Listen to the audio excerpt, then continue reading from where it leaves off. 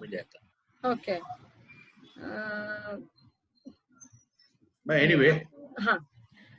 तो whatever you have, let's start with it. Yeah. So welcome to the Meet the Artist. Lockdown. Thank you very much. Thank you. Yeah. Thank you for inviting me for this meeting. And we are happy to have you here to listen to your experiences and to learn from you. So, sir, the first question I would like to ask you is, you started your career from film Ashiki, and so how you came into this field and who inspired you? How I came into this film. आस्था जी, काफी लोगों को अभी तक तो पता है, लेकिन फिर भी आपने सवाल पूछा है तो बता दूं. I am born into or literally into the film industry. My father was a film director. और उन्होंने नानाभाई भट्ट, मेरे अंकल बलवंत भट्ट, वो भी फिल्म डायरेक्टर थे. Okay. तो मैं जब पैदा हुआ तो father was directing. He was a writer also. Okay, great. So I was born into a film in the family, जहाँ पे हमारे अंकल और father film directors. And it was not obvious that I would come to film. Oh, okay. That happened much later, after I passed my graduation and then worked for some firms in the sales marketing department, and then ultimately I joined the film line. Okay. Okay. So कई बार ऐसा होता है कि आपका परिवार जब एक ही field में होता है या हम लोग जब एक ही फील्ड से रिलेशन रखते हैं तो एक काइंड ऑफ रिवॉल्यूशन कह लीजिए या रिजेक्शन कह लीजिए जनरेशन में कई बार आता है. जैसे हम लोगों की पीढ़ी में कई बार आया कि जिनके जो कहते हैं कि नहीं हमारे एंसेस्टर्स इस फील्ड में थे पर हमको इसमें नहीं करना है, हमको अलग फील्ड में करना है. तो आपने जैसे आपका अलग फील्ड तैयार किया और उसके बाद वापस आप आपके फैमिली की फील्ड में आए. सो ये ट्रांजिशन कैसा रहा, मतलब आपको क्योंकि घर में तो माहौल था ही ऑफ कोर्स, मतलब कहते हैं ना कि कलाकार के घर में अगर कला का माहौल है तो कला तो होती ही है, बट बाहर से वापस उस फील्ड में. हाँ, ये माहौल तो था ही, और इसीलिए शायद वो जो उम्र होती है वो रेबल की उम्र होती है जी, जो बहाव के आगे जाना चाहती है. तो मैंने भी सोच लिया कि जब खानदान के सारे फिल्म इंडस्ट्री में तो मुझे नहीं करना ये. और मैं तो पढ़ा लिखा हूँ, मैंने ग्रेजुएशन किया है जी. तब मेरे ग्रेजुएट होने तक मेरे खानदान में कोई ग्रेजुएट नहीं था. तो मैंने सोचा कि मैं तो पढ़ा लिखा हूँ, मैं क्यों इंडस्ट्री में जाऊँ. तो मैं और चीजें करने लगा, लेकिन कोई एक चीज मैं ठीक से कर नहीं रहा था, यानी I was jumping from a job to job. Okay. और हाँ, और मेरा एक स्कूल का बचपन का दोस्त जो इंजीनियरिंग करने के बाद अमेरिका चला गया था, वो 6-7 साल के बाद आया था. और रात को एक दिन 1-2 बजे तक, मुझे अभी भी याद है वो जगह, अंधेरी में बैंक ऑफ इंडिया के स्टेयरकेस के ऊपर हम लोग बैठे थे और बातें कर रहे थे. अरे तू क्या यहाँ वहाँ ये वो सब कर रहा है, you belong to film industry and you go back to. तो मैंने बोला नहीं यार, अब तो क्या है, शादी हो गई है, रेगुलर पैसे कमाने का बहुत टेंशन होता है, और अब क्या एज एन अप्रेंटिस और एज एन एमेचर ज्वाइन करूंगा फिल्म इंडस्ट्री में, तो पैसे कहाँ से आएंगे. तो उसने कहा कितने पैसे चाहिए. अच्छा. तो हाँ, तो वो 75 की बात है. ओके. 70 या 72, 73, आई डोंट नो एग्जैक्टली. लेकिन उसने कहा, मैंने कहा यार 1000 रुपया महीना तो चाहिए. तो उसने कहा that's about $100, don't worry I will. उस जमाने में डॉलर का रेट शायद 10 रुपया था. जी. तो ये जो एश्योरेंस उसने दिया मुझे, तो मेरे में हिम्मत आ गई और मैंने डिसाइड कर लिया कि मैं फिल्म इंडस्ट्री ज्वाइन करूँगा क्या बात है। As an MH. क्योंकि पीछे एक दोस्त था जिसने मुझे कहा कि मैं हूँ, और मुझे एक बिलीफ मिला कि हाँ मैं अब पार निकल जाऊँ, तो मैं ज्वाइन कर लिया। हालांकि मुझे उससे वो पैसे लेने की कभी जरूरत नहीं पड़ी। I very soon started earning money from film industry. लेकिन ये एक हादसा हुआ और जिसकी वजह से मैं फिल्म इंडस्ट्री। क्या बात है, मतलब ये कह सकते हैं कि और आप जैसा लेखक हम लोगों को मिला।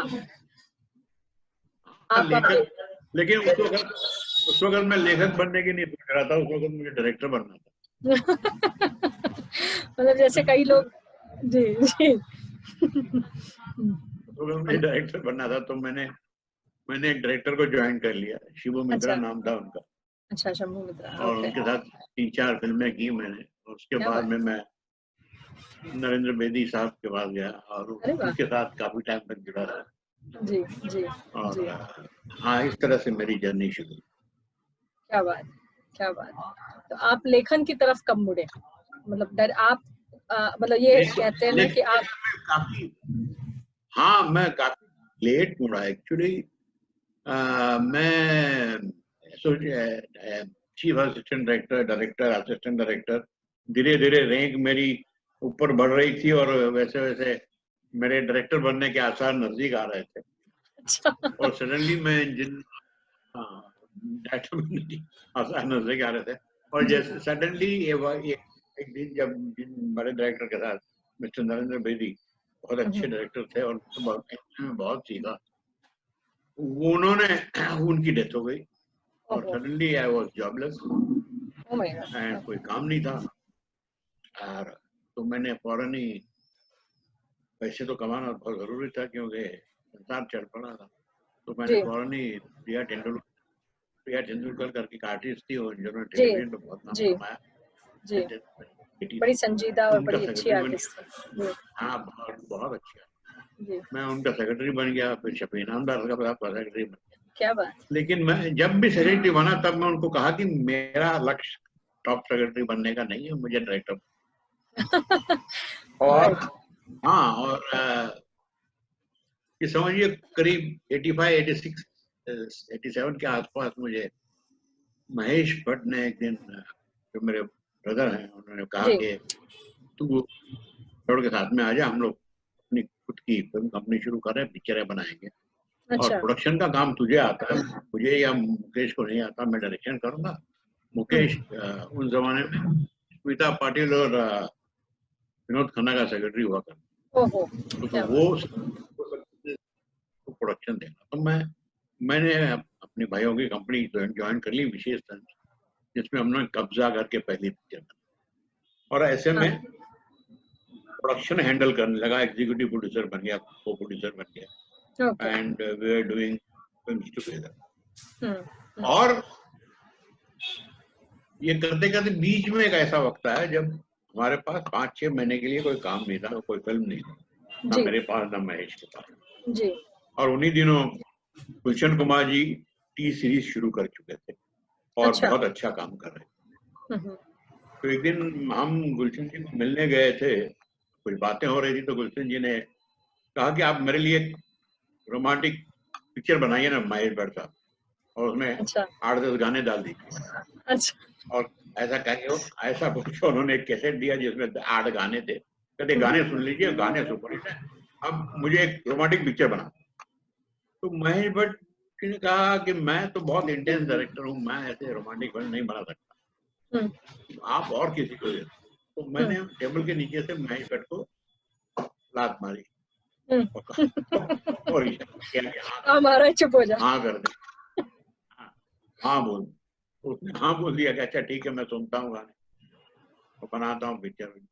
और वो गाने लेके जब हम लोग उनकी ऑफिस से बाहर निकले तो कैसेट उसने मुझे थमा दिया कि ले लो गाने, सुनो और बताओ कि इस पे पिक्चर बन सकती है कि नहीं। बोला मैं क्या करूँगा इसको सुन के, अरे तुमने फंसाया, तुमने फंसाया, इसका जवाब दो। तो मैं ले गया वो गाने और घर पे रात को कैसेट लगाया तो वाइफ ने कहा कि कौन सी पिक्चर के गाने, तो बहुत अच्छे गाने, और वो गाना चल रहा था धीरे धीरे से मेरी जिंदगी में आना, धीरे धीरे से मेरे दिल को छुआ। बोला ये गाने हैं, पिक्चर तो बना, पिक्चर नहीं है। तो उन्होंने कहा बनाओ फिर जल्दी। तो मैंने नेक्स्ट डे जाके मैं इसको कहा कि ये गाने तो बहुत अच्छे हैं लेकिन अब इसके लिए कहानी ढूंढनी पड़ेगी। तो मुझे बोलने लगा लिखो। ओहो। मैं कहाँ के लिखूंगा यार, मैं थोड़ी राइटर हूँ। कहते नहीं तुमने बताया अब तुम कहानी लिखो। अब मैंने बोला कि ना बोल दूंगा तो पिक्चर बन जाएगी, नहीं बनेगी। तो मैंने अच्छा ठीक है मैं कहानी लिखूंगा। इस तरह से मेरी राइटिंग की जिंदगी का राइटिंग की शुरुआत हुई। अच्छा। और ये सोच के हाँ बोल दिया था कि एक पिक्चर बन जाए, पिक्चर नहीं चलेगी तो बोल दूंगा मैं कौन सा राइटर था, और अगर चल गई हाँ भैया मैं राइटर हूँ। उस पिक्चर का ये प्रॉब्लम ये था कि गाने थे और उसके आसपास हमको कहानी लिखनी, गानों को परोते हुए, यानी पूरा उल्टा काम करना होता है। नॉर्मली जब कहानी लिखी जाती है तो पहले कहानी लिखी जाती है और उसके बाद में गाने पढ़े हो जाते हैं। ये हम लोगों ने गाने थे तो उसके आजू बाजू कहानी पढ़ रहे थे। खैर वो धीरे धीरे धीरे कहानी बनती गई और गाने पढ़ते गए और शूटिंग शुरू हो गई। जब तब उस वक्त उसमें 7 गाने थे, लेकिन गुलशन कुमार जी हर महीने एक गाना या 2 गाने रिकॉर्ड करके ले आए और बोले ये गाना भी डाल दो, ये गाना भी डाल दो। अरे बाप रे। करते करते उस पिक्चर में हाँ जी उस पिक्चर में 11 गाने हो गए और वो पिक्चर सुपर हिट हो गई जिसका नाम था आशिक जी। और ऐसे में बन गया राइटर। अब ये है कि लोगों ने कहा कि कहा कि गाने हिट थे इसलिए पिक्चर चल गई, इसमें कहानी कहानी। अच्छा चलो ठीक है, हमने ये भी मान लिया कि हम कौन से राइटर हैं जो कहानी रख लेंगे जी। पिक्चर गानों के वजह से चल गए। लेकिन उसके बाद जो भी पिक्चर है मैंने और महेश भट्ट साहब ने लिखी साथ में और बनाई, मेरे साथ फिर और राइटर्स जुड़े, आकाश खुराना, जावेद सिद्दीकी साहब, तो एक हमारी टीम बन गई और फिर दिल लेके मानता नहीं, हाँ मेरा ही प्यार के सड़क, ये सारी पिक्चर हिट हुई। तो लोगों को यकीन हो गया कि मैं राइटर बन गया। ये है किस्सा मेरा राइटर। क्या बात है। मतलब ये हो गया कि आपने समंदर में छलांग लगाई तो चाहे जो बोट मिल जाए उसमें सवार होकर समंदर के पार जाना। हाँ ऐसा ही। तो मतलब ये बड़ा बोट मिली तो बहुत बड़ी बात सोचती, कोई लकड़ी मिल जाए, कोई पेड़ मिल जाए, कोई डॉल्फिन मिल जाए जो मुझे समंदर के पार जिसपे सवारी कर सके, हम चल पड़े। हाँ जो हम पे मेहरबान हो जाए। जी नहीं मतलब कहते हैं ना कि God has some other plans, we never know. और एक दोस्त की अहमियत जीवन में, जो जीवन को बदलाव की दिशा में ले जाता है, वो आपकी मतलब बात से तो पता लगता है कि अगर शायद वो मित्र आपका नहीं होता तो आज शायद आप कहीं और मार्केटिंग में और अलग फील्ड में होते और हम आपकी कला को कभी शायद जान नहीं पाते, आपकी लेखनी को हम मतलब समझ नहीं पाते। सर जैसे आपने जिस प्रकार की क्रमवार से फिल्में लिखी हैं उसमें कहीं ना कहीं सामाजिक परिस्थितियों पर और सामाजिक चीजों पर टीका भी दिखाई देती है और उसपे कमेंट भी दिखता है। जैसे सड़क की अगर हम बात करें तो it was a quite different subject और डिफरेंट अप्रोच। तो एक होता है कि जनरली फिल्मों के मामले में कहा जाता है कि पॉपुलर सब्जेक्ट लेके काम किया जाए। आप लोगों की पूरी फैमिली कभी पॉपुलर सब्जेक्ट को लेके काम नहीं करती, पर आप जिस सब्जेक्ट को हाथ लगाते हैं उसको ट्रीटमेंट ऐसा देते हैं कि वो लोगों को मतलब छू जाती है बात। तो इस तरह का सब्जेक्ट पे काम करना, how do you feel? Do you feel challenging और how do you look at it as an writer और एज एन चैलेंज? असल जी चैलेंज तो क्या है कि कोई भी फिल्म बनाओ तो चैलेंज तो ही है जी। चैलेंज यही है कि लोगों को अच्छी लगेगी या नहीं लगेगी। और अक्रॉस इंडिया जहाँ पे हमारा कल्चर, भाषाएं, जी सब कुछ सुनो, कहते हैं कि हर 12 गांव में भाषा बदलती है, खाना जी पीना बदलता है, जी जी चीजें बदलती है। जी और वो एक सब्जेक्ट ऐसा लेना और जो जो ऑल इंडिया लोगों को पसंद आए, ये जी एक बहुत बड़ा काम है। लेकिन मैं पहला नहीं था जो कर रहा था, तो लोग जी करते आए हैं। मेरे जी बड़े जी बड़े जी राइटर, बिल्कुल पंडित मुखराम शर्मा से लेके, जी नंदा साहब से लेके, या सलीम जावेद से लेके, काफी राइटरों ने किया है। तो लेकिन यही सोचा कि ज्यादा करके वो करे जो नॉर्मली होता ना, यानी सब्जेक्ट हम्म नॉर्मली ऐसा सब्जेक्ट ना हुआ हो, या तो बहुत टाइम तक ना हो, ऐसे सब्जेक्ट को छुए, ताकि जब लोग हमारी पिक्चर देखने आए तो उनको लगे कि हाँ, ये लोग थोड़े से कुछ डिफरेंट है, थोड़े से कुछ अलग सोच के पिक्चरें बना रहे हैं।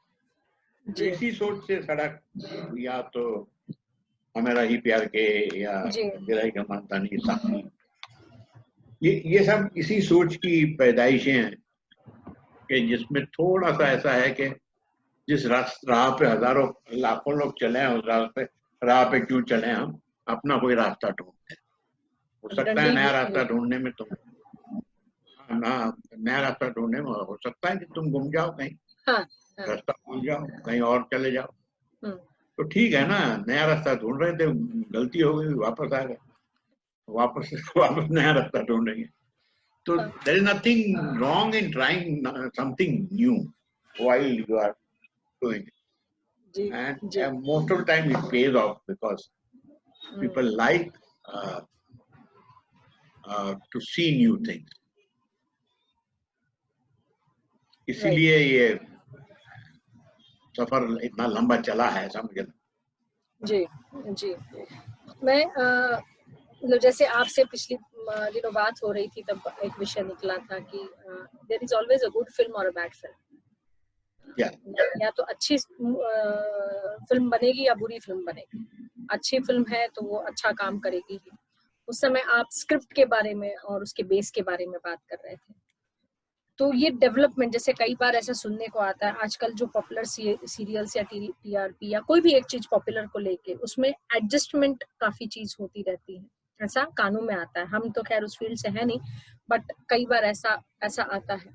तो ये क्या कंटेंट या ये क्या कंसेप्ट है एक्चुअली गुड फिल्म और द बैड फिल्म? मतलब थोड़ा सा हम उसको जानना चाहेंगे ज्यादा। बहुत ही सिंपल सा बहुत ही सिंपल सा कॉन्सेप्ट है Sunny ji. Film making is an business. Ultimately वो एक धंधा है जी और उसको धंधे की तरह लेना चाहिए। It should be taken as a business. Right धंधे का प्रिंसिपल क्या है कि 100 लगाओ और 120 कमाओ। सिंपल बिल्कुल अगर 100 लगा के 120 कमाओगे तभी वो धंधा आपका चलता है। जी आप 100 लगाएंगे और 80 कमाएंगे तो धंधा नहीं चलेगा, क्योंकि घाटा है। बिल्कुल तो वो काम करें, वैसी पिक्चरें बनाएं जो कम से कम आपके लगे हुए पैसे, आपके यानी हमारे थिएटर वालों के, काफी लोगों के पैसे लगते हैं जब एक जी फिल्म जी बनती है, जी तो उनका पैसा वापस आ जाए। अगर उनका पैसा वापस आ गया तो लोग आपके पास बार बार आएंगे और कहेंगे हमारे हमको फिल्म बना के दो। जी तो उनका धंधा चलेगा तो आपका धंधा चलेगा। तो गुड फिल्म का मतलब मेरा ये था, गुड फिल्म ये होती है जो कम से कम उतने लोगों को पसंद आ जाए जो उस पे लगा हुआ कर्ज वापस ला के। और बैड फिल्म वो होती है जो उस पे घाटक। अब आप कई लोग ये भी कहेंगे कि आप भी सोच सकते हैं, अरे ऐसा थोड़ी होता है, कई बार ऐसा लगा है कि ये पिक्चर बहुत अच्छी है लेकिन चली नहीं, तो क्या हुआ, मुझे तो अच्छी लगी। गुड, मैं बिल्कुल इस बात से सहमत हूँ। कई फिल्म ऐसे हो सकती है जी जो किसी को अच्छी लगती है लेकिन वो आम आदमी को अच्छी नहीं लगती, नॉर्मली बहुत बिजनेस नहीं करती।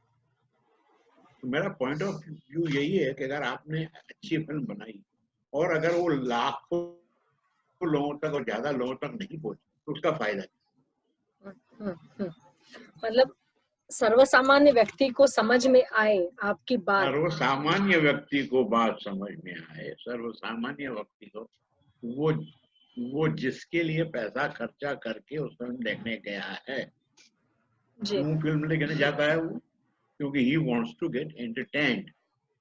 उसको 2 घंटे एक अच्छी इमोशन में पास करने हैं। वो इमोशन फिर कुछ भी हो सकता है, वो हैप्पी इमोशन होता है, हो सकता है वो रोमांटिक इमोशन हो सकता है, वो सामाजिक इमोशन हो सकता है, वो कोई गहन बात हो सकती है, लेकिन बात मेन ये है कि उसने सोचा है कि मैं 200 रुपया, 100 रुपया, 500 रुपया खर्चा करूंगा और जाके 2.5 घंटे पिक्चर देखूंगा, तो क्या उसका वो पैसा वसूल होता है? जी।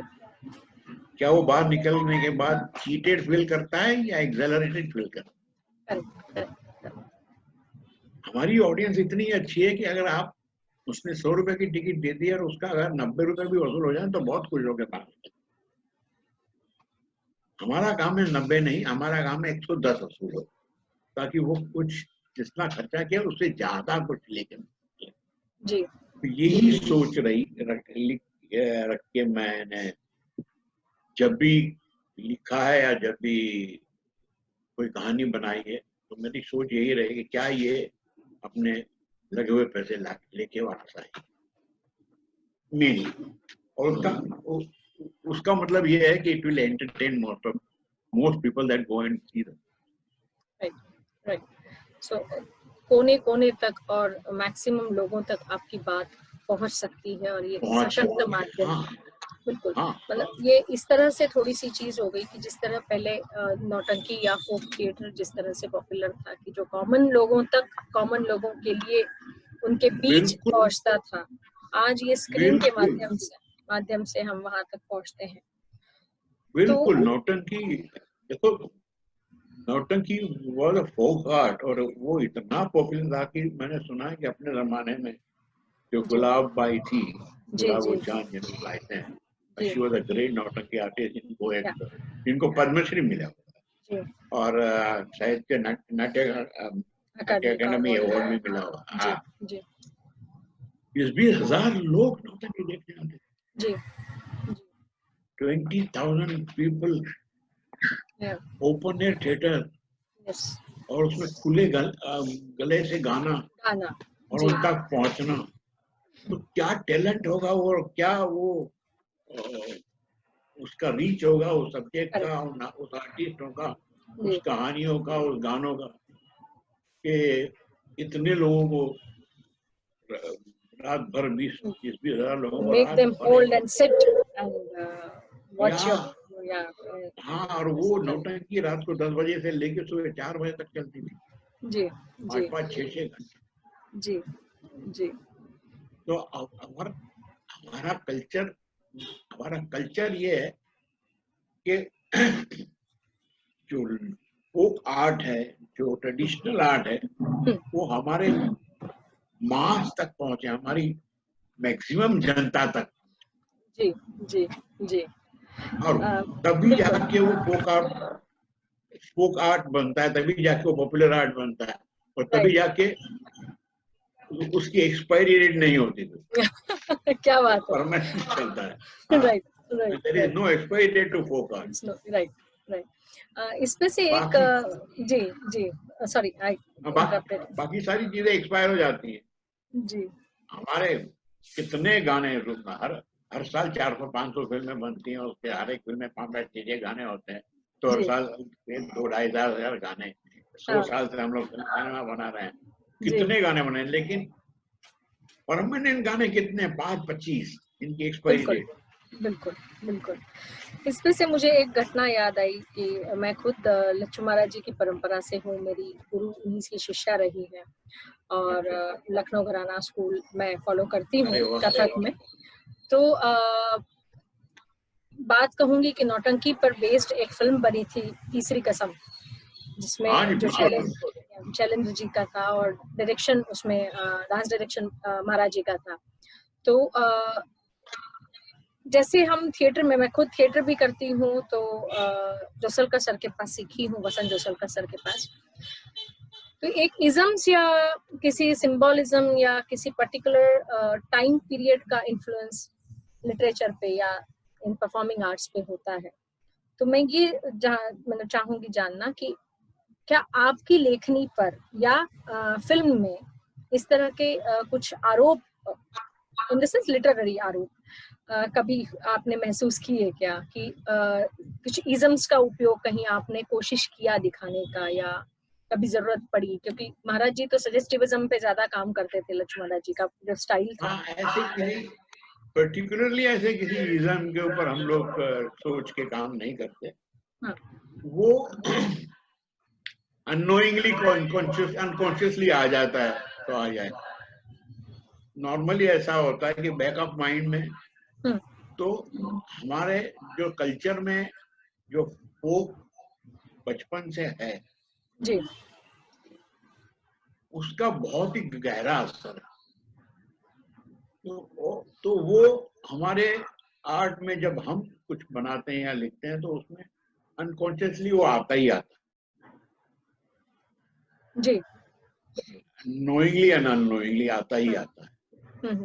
हम भले ये कहें कि हम ओरिजिनल हैं या ये हमारा खुद का बनाया हुआ है यार, लेकिन मैं इस बात को नहीं मानता कि unless and until it is in your mind which has come from somewhere and you are recreating it, so it's not original. You are recreating it something and retelling it in today's language. Okay, जैसे जमाना बढ़ता है तो उसकी बदलता है तो उसकी लैंग्वेज बदलती है, उसका कहने का तरीका बदलता है, उसका मीडियम बदलता है। जैसे नौटंकी was a medium and theater is another medium and cinema is third medium, उसके बाद TV is another medium, now OTT over the top platform is another medium, and all these mediums are evolving mediums. लेकिन और इन सारे evolving medium में जो main बीज है वो तो ओरिजिनल है, वहां पे आया हुआ। करेक्ट। सो दैट्स उसी आवर, का हाँ वही पेड़ है, वो अलग अलग तरीके से रोपा गया है और वो अलग अलग तरीके से पनपा है, लेकिन बीज तो वहीं से आया हुआ है। सो विदाउट एनी थॉट आपका जो भी मतलब मूल की तरफ कहते हैं ना कि आप जब तक उसका मूल नहीं हो तब तक वो विचार आपके मन में आएगा नहीं और आपकी बुद्धि सोचेगी नहीं और आप उसको अभिव्यक्त कर नहीं सकते। बिल्कुल बिल्कुल बिल्कुल। आज भी कई समझदार राइटर्स इस बात को डिबेट करते हैं और मेरी तो हमेशा डिबेट चलती है कि मूल जितने भी प्लॉट हैं हमारी कहानी में वो सारे प्लॉट्स का इस्तेमाल महाभारत में जी। तो Mahabharata is the Bible for this writers, कहानी लेखक। कि देखिए कितने प्लॉट्स हैं दुनिया में और वो सारे प्लॉट्सों को का इस्तेमाल महाभारत में कितनी अच्छी तरीके से किया हुआ है जी। So we being idiots, our culture and our knowledge of storytelling comes from Mahabharata. Right. बचपन से हमने महाभारत का डायरेक्टली इनडायरेक्टली बड़ों के मुंह जी सुनते आए हैं और बाद में पढ़ी भी है कई लोगों ने। मैंने तो कॉन्शियसली पढ़ी और अभी भी मैं कभी कभी पढ़ लेता हूँ, क्योंकि हर प्लॉट, हर कैरेक्टर के कॉन्फ्लिक्ट्स महाभारत में, इससे बढ़िया ड्रामा नहीं लिखा गया आज तक। महाभारत जी that was the reason why Peter Brook ji exactly Peter Brook did Mahabharata on the French theater. But we as an Indian should study Mahabharata again and again because it's a great epic to be imbibed inside you. And it definitely influences your life some of the other way. I mean, the characters, the plots, and the every now and then. So that is the reason why it is said about Mahabharata, yadi hasti tadanyatra yanne hastina tatkvachita. Whatever is there in the world, it is there in Mahabharata. and what is not written in Mahabharata, it doesn't exist in the world. Exactly. So very well said. आपको भी महाभारत बहुत अच्छी तरह याद है। थोड़ी बहुत क्योंकि ये हम लोगों का क्या कहते हैं वारिसाना अधिकारों से आता है ना, कि हिंदुस्तानी परिवार जो है हर घर में महाभारत सुनाई जाती है। और स्पेशली जो परिवार आपके परिवार की तरह कल्चर से जुड़ा हुआ है या किसी आर्ट फॉर्म से जुड़ा हुआ है, उनको तो पता ही है। आपने बिल्कुल सही कहा कि जैसे हम लोग कथक प्रेजेंट करते समय रामायण या महाभारत के अलावा हमारे पास कथानक नहीं होता है। सो वही एक माध्यम है जो हम कथानक के रूप में उसका प्रयोग करते हैं और प्रेजेंट करते हैं। बिल्कुल। सो इट्स ऑल माल का माध्यम है। जी। सर मैं ये पूछना चाहूंगी कि अभी ये जो हम लोगों का पैंडेमिक का पीरियड है, कोरोना टाइम में हम लॉकडाउन में थे, अब अनलॉक की तरफ प्रोसीजर चालू हो गई है, तो ये being an artist, being a writer, ये जो पीरियड रहा, ये पूरी दुनिया के लिए बड़ा कठिन और बड़ा दुखद समय रहा। बहुत सारी नकारात्मकता, बहुत सारा चीजें आसपास हमारे पास फैली हुई है। तो संभवतः मेरा ये पूर्ण विश्वास है कि जो व्यक्ति कला से जुड़ा हुआ है, जो मूलतः कलाकार है, वो किसी भी कठिन समय में अपने आप को सहेज सकता है अपनी सृजनता के माध्यम से।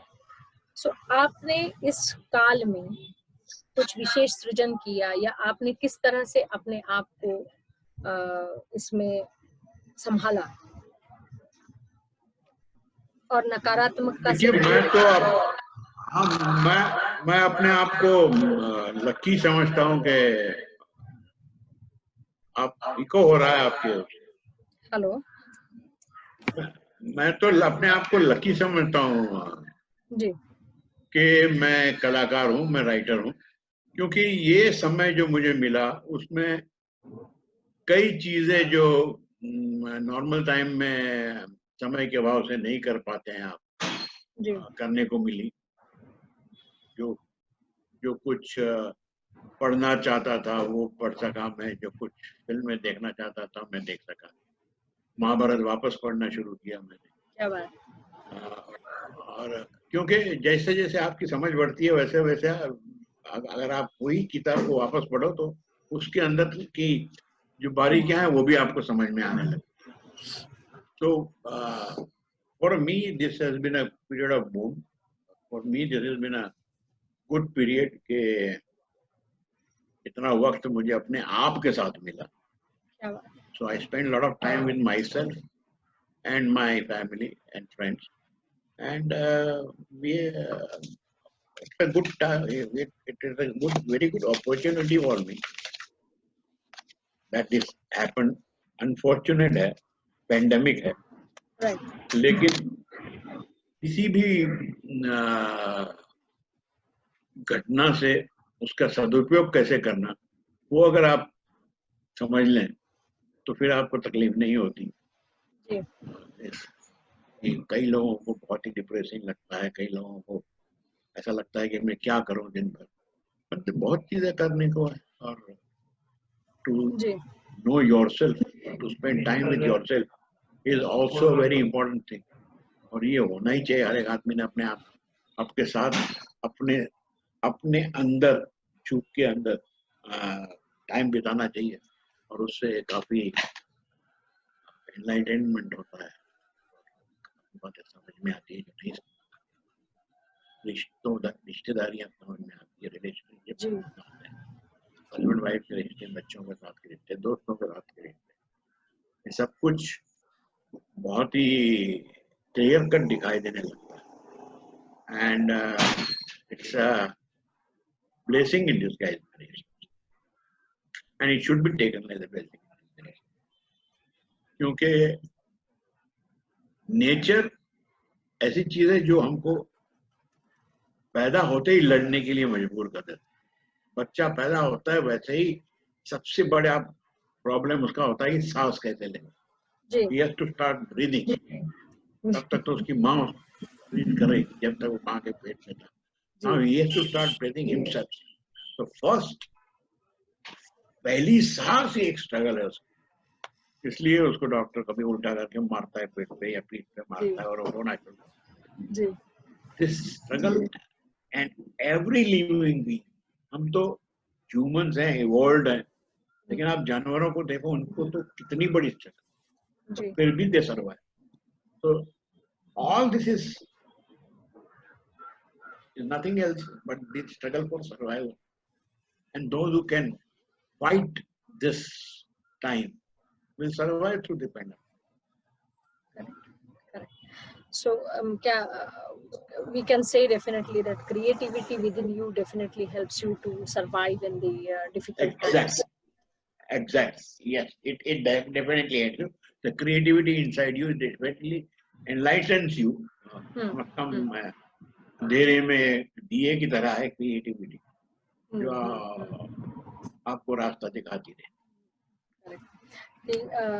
कई बार ये होता है सवाल कि क्या करें, और जैसा आपने कहा कि आत्मावलोकन करने का ये समय होता है कि you can be with yourself during this period, and that's the quite difficult span of time, because you are not ready to accept your own negative points, because now the fingers so the expression आप उसके साथ correct, but आप उसके साथ मंथन करें और रहें और उसके बारे में सोचें तो अपने आप के नेगेटिव पॉइंट्स भी आपको जी. सो कलाएं एक तरह से आपकी भावनाओं को व्यक्त करने का माध्यम उजागर करती है या एनलाइटन करती हैं. बिल्कुल. सर, हम लोग अपनी बातचीत के अंतिम पड़ाव की तरफ चलते हुए एक चीज कहूंगी कि आपकी कुछ 2 महत्वपूर्ण सिनेमा जो हमको बड़ा ये लगा कि बाजीगर, जिसमें एक नेगेटिव रोल था, एंड क्रिश, जो कि इंडियन सुपर हीरो के रूप में. सो ये 2 स्क्रिप्ट्स हैं, दोनों का ट्रीटमेंट अलग है, दोनों का स्टाइल अलग है. तो मतलब कैसे मैं ये तो नहीं कहूंगी कि कैसे आपने लिखा, बट हर माँ को अपना बच्चा नहीं कैसे, जो मैंने कहा ना कि पहले से कोशिश रही है मेरी कि उस राह पे नहीं चलो जिस राह पे लाखों लोग चले हुए. जी. तो Baazigar was also part of that endeavour कि एक हर टाइप के हीरो, हमेशा हीरो अच्छा ही क्यों होता है. मुझे एक दिन एक हीरो ने पूछा था कि यार ये हीरो ऐसे शराब क्यों पीता है. मतलब क्यों, शराब पीने वाला आदमी हीरो नहीं हो सकता क्या? With all minus points, a man can be a hero. Right. तो मैंने लगा एक कहानी ऐसे क्यों ना बननी चाहिए जिसमें हीरो पूरा नेगेटिव. पूरा नेगेटिव. तो जो बाजीगर था जी. और फिर क्रिश की बात आए तो यही कि इंडियन सुपर हीरो, इंडियन हमारी माइथोलॉजी में तो इंडियन सुपर हीरो है हनुमान जी. जी. वो उड़ते भी हैं और पहाड़ भी ले आते हैं और कुछ करते हैं. तो मैंने कहा हमारे अगर बजरंगबली के बैकग्राउंड और उस कल्चर से और उस माइथोलॉजी से हम लोग आते हैं तो हमारा अपना भी एक सुपर हीरो होना, फिल्मों का सुपर हीरो, इंडियन फिल्म में सुपर हीरो. तो इसलिए वो कोई मिल गया और उसके बाद क्रिश और क्रिश कोई मिल गया, was foundation for that super hero. अच्छा. जी. तो यही है कि नई पुरानी चीज को नए जामे में आपने प्रेजेंट करने की संभावना, वो तो करना ही पड़ेगा ना. जी. तो बार करना पड़ेगा. जी बिल्कुल. इसीलिए तो सर्वाइव कर गया हूँ. इसलिए तो आज 76 फिल्में और कुछ 1500-2000 एपिसोड टेलीविजन के करने के बाद भी I am surviving. I am already 75 and still working. So at the young age of 75, I should say. Yeah. आप फिल्म के लिए भी लिखते हैं, टीवी के लिए भी लिखते हैं, तो कौन सा माध्यम आपको ज्यादा क्लोज लगता है कि जिसको आप ज्यादा बरत सकते हैं? मुझे लगता है कि I am not trained properly to write for television. Okay. Television माध्यम का एक अपना डिमांड और एक अपना तरीका है लिखने का जी। और बहुत अच्छे राइटर्स हैं हमारे वहाँ जो लिखते हैं, मेरे दोस्त हैं कई तो, और बहुत सक्सेसफुल। मैं ज्यादा कंफर्टेबल सिनेमा लिखते होता हूँ क्योंकि मुझे अभी तक टेलीविजन माध्यम की पूरी तरह से मुझे लगता है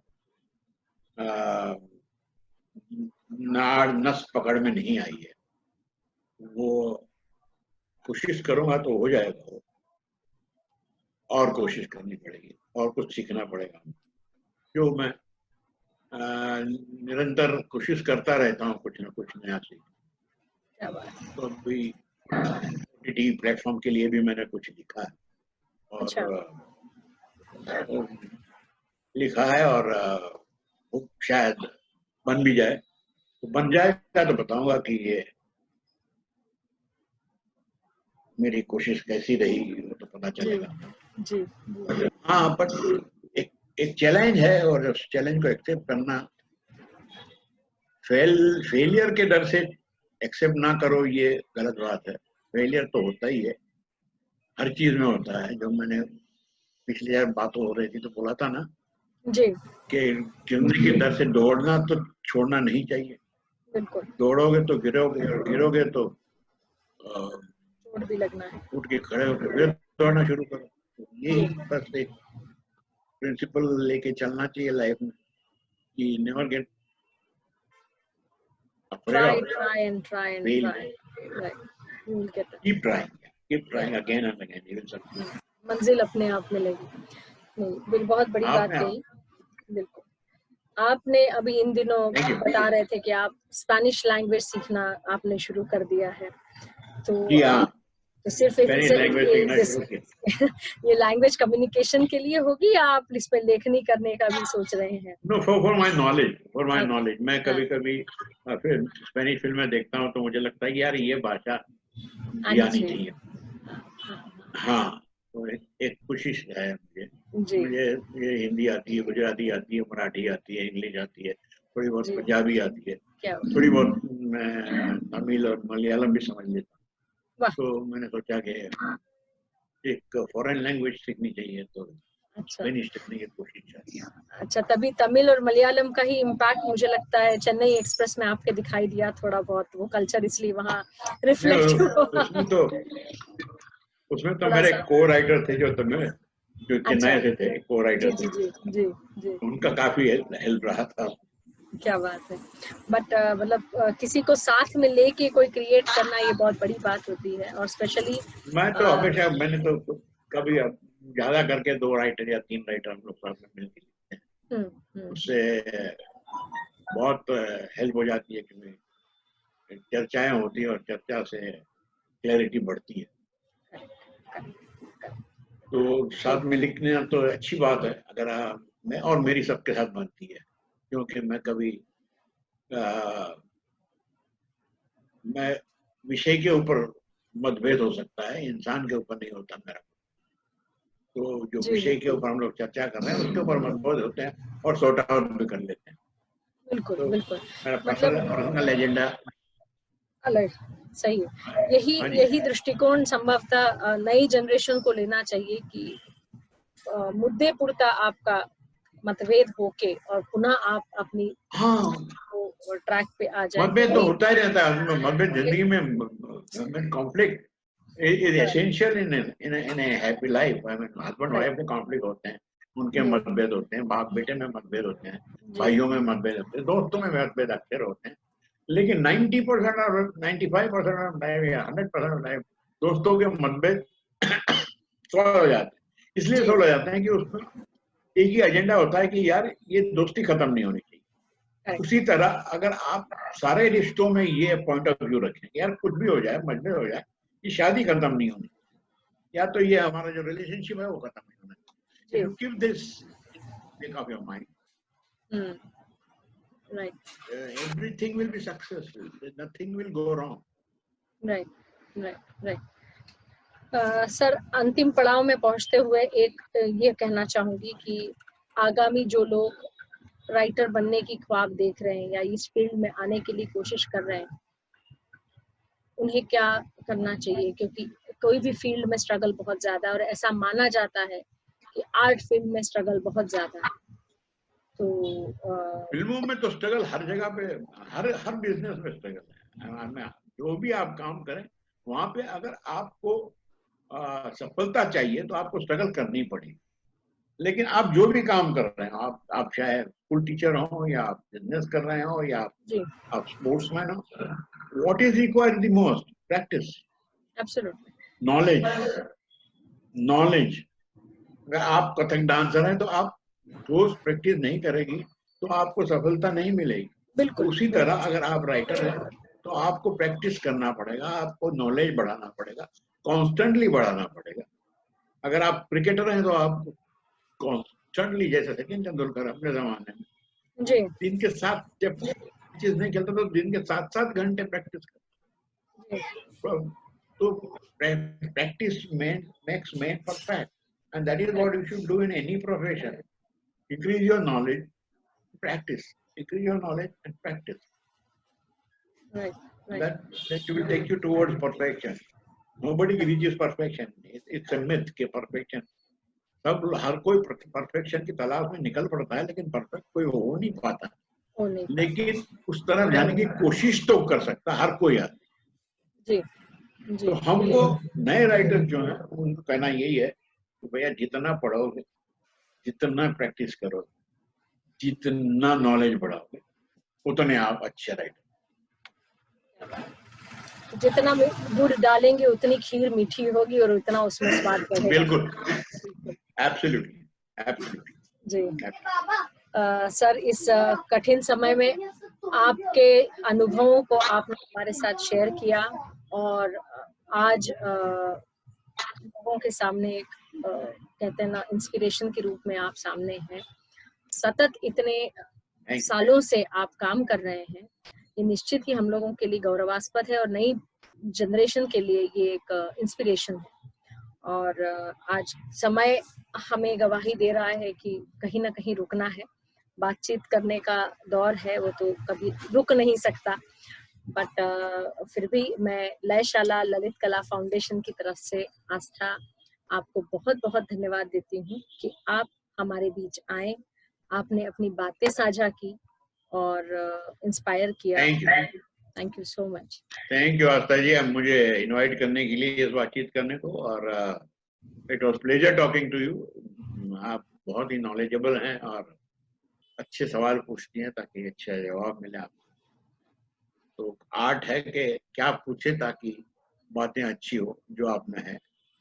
एंड मैंने भी मजा एंजॉय किया इस कन्वर्सेशन को। आई मीन होपफुली इंशाल्लाह आगे बातें करते रहेंगे जरूर, और इसी तरह जरूर, बिल्कुल। ठीक है। Thank you so much. Have a nice day. You too. Thank you so much. नमस्कार।